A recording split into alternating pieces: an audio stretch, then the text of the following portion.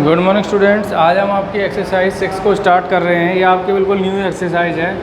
अब तक हमने प्लस माइनस किए थे विदाउट कैरी और कैरी एंड बोरो या विदाउट बोरो। अब हम मल्टीप्लिकेशन करेंगे। मल्टीप्लिकेशन के अंदर अलग अलग प्रॉपर्टीज़ हैं, उन प्रॉपर्टीज़ को हम देखेंगे। सबसे पहले मल्टीप्लिकेशन जो पार्ट्स होते हैं उनको हम देखते हैं। जैसे हम जिस डिजिट को मल्टीप्लाई कर रहे होते हैं मल्टीप्लिकेंट कहलाता है वो, और जिस डिजिट से दे रहे होते हैं वो मल्टीप्लायर, और जो उसका रिजल्ट आता है उसको हम बोलते हैं प्रोडक्ट। ठीक है। अब इसके आगे इसकी प्रॉपर्टीज़ है। प्रॉपर्टीज़ नंबर 1 है कॉम्यूटेटिव प्रॉपर्टी। कॉम्यूटेटिव प्रॉपर्टी में ये बताया गया है कि जैसे हम डिजिट की आप टर्न करते हैं, जैसे कि 45 को 12 से मल्टीप्लाई कर दें या 12 को 45 से कर दें, रिजल्ट क्या आएगा? सेम आएगा। देखो जैसे 2 5 जा 10, 2 4 जा 8 और 1 9 एंड 45 540 आया है। इसी तरीके से इसका आएगा 5 2 जा 10, 4 2 जा 8,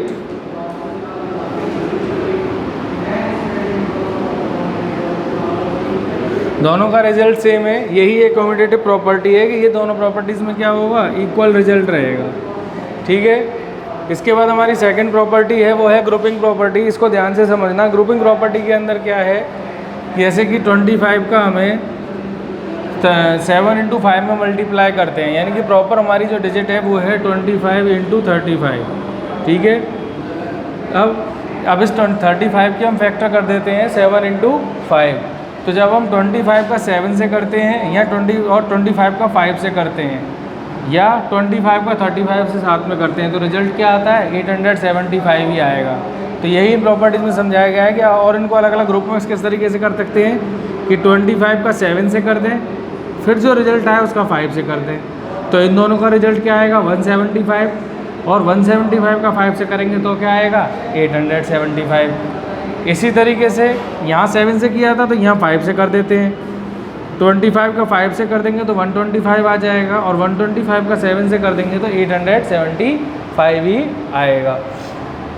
इट मीन्स हमारे पास 3 प्रॉपर्टीज़ हो गई। 25 × 7 × 5 इक्वल है 25 × 7 ब्रैकेट फॉर्म में, इसके रिजल्ट को 5 से कर दें, या 25 × 5 ब्रैकेट फॉर्म में इसका रिजल्ट है उसको 7 को कर दें। सबका रिजल्ट क्या रहेगा? 875। ये होती है हमारी grouping property.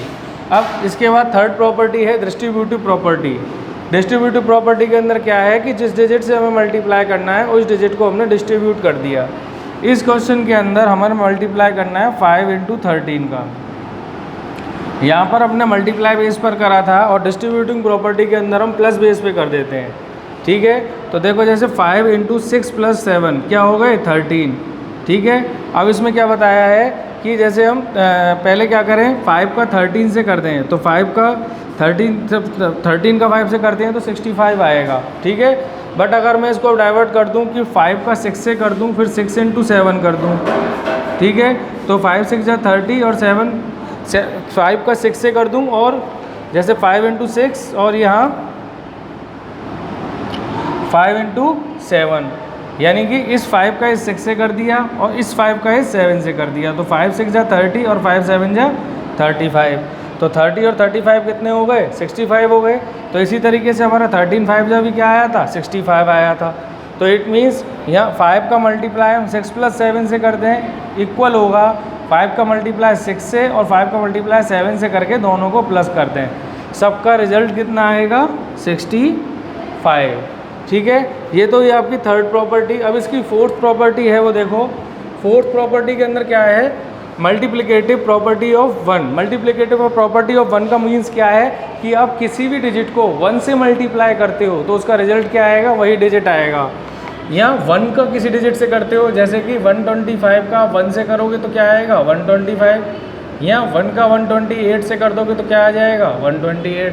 It means digit will be not changed because you will be multiply a 1. And property number 5 है कि उसमें 0 से मल्टीप्लाई करते हैं। तो जिस तरीके से हम 1 से मल्टीप्लाई करते हैं तो वही डिजिट आती है, और अगर हम 0 से किसी भी डिजिट को मल्टीप्लाई करें या 0 का किसी से करें या डिजिट का 0 से करें, इट मीन्स मैं यहाँ पर 125 का 0 से करूँ तो भी 0 आएगा, और 0 का 128 से करूँ तो भी 0 आएगा। इट मीन्स ज़ीरो को आप मल्टीप्लिकेशन फॉर्म में लोगे तो उसका रिजल्ट क्या रहेगा, ज़ीरो ही रहेगा। ठीक है, इसके बाद इसकी एक मल्टीप्लिकेटिव फॉर्म्स को और देख लेते हैं। प्रॉपर्टीज़ आपकी 5 हो गई। इसके बाद जिसके जो क्वेश्चन है वो हम कल देखेंगे। पहले आप आज इनकी प्रॉपर्टीज़ को ही देखना।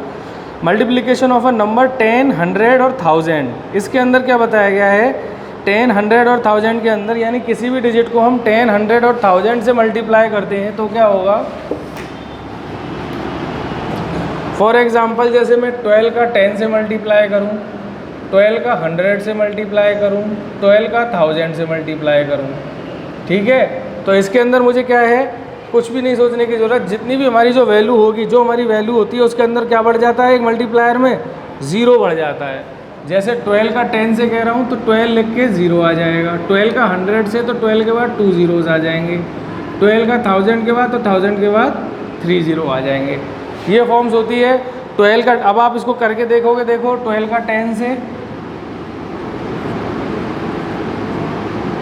तो आया 120 और रिजल्ट क्या था, 120। तो इस तरीके से आप 12 का 100 से करके देखोगे तो क्या आ जाएगा। देखो इसमें लाइन लिखी हुई है, to multiply a given number by 10, 100 and 1000 ETC, यानी इस तरीके से 1000 के बाद आप 10,000 लेके आगे बढ़ोगे। We put as many zeros to the right of the given number, यानी कि जो हमें नंबर दे रखा है उसकी राइट साइड में हम जीरोज़ को इंक्रीज़ करते चले जाएंगे। यानी जितने हमारे यहाँ जीरोज़ इंक्रीज़ हो रहे हैं उसी डिजिट के राइट साइड में उतने जीरोज़ हम इंक्रीज़ करते चले जाएंगे। ठीक है, इसके बाद इसका सेकंड फॉर्म है 20। 20 में है टू मल्टीप्लाई है नंबर बाई 20, 30, 40, 90। इस तरीके से आप किसी भी डिजिट को मल्टीप्लाई करो 2, 3, 4, 9 को respectively. Put 1 0 to the right of the product. 1 0 इस ये 1 0 इस चलो इस 20, 30 को मैं आपको कल बताऊंगा, उसके बाद हम करेंगे क्योंकि ये थोड़ा अलग है। तो 20, 30 और 200, 300 एंड 2000 इस फॉर्म्स को हम कल देखेंगे। आज आपको पहले इन्हीं प्रॉपर्टीज़ को देखना है और आपको वर्क के लिए मैं कुछ क्वेश्चंस दे देता हूँ अपनी तरफ से। अभी एक्सरसाइज के क्वेश्चन हम लोग नहीं करेंगे, उनको मैं कराऊँगा साथ में।